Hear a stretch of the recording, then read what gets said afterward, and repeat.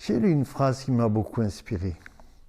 Quand j'ai commencé à aimer ce que je n'aimais pas, je me suis aperçu que je n'avais jamais aimé. Il est facile d'aimer ce qui nous plaît, mais c'est une dépendance.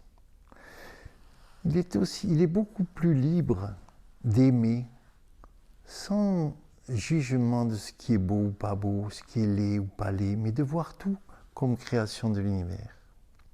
Il ne s'agit pas d'influer ou autre, c'est un autre domaine, mais d'être heureux de ce monde tel qu'il est, avec son imperfection qui nous oblige à bouger, c'est une belle chose. Comme le peintre peut peindre tout ce qui est là, la voiture cassée, la feuille morte, le papier déchiré, aussi bien que la pomme merveilleuse.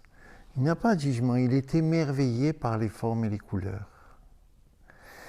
Il n'y a pas de raison de ne pas avoir aussi cet espace de béatitude devant la beauté et la diversité du monde.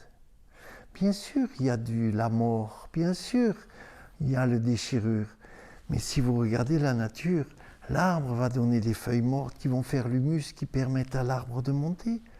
S'il n'y avait pas la mort, il n'y aurait pas la vie.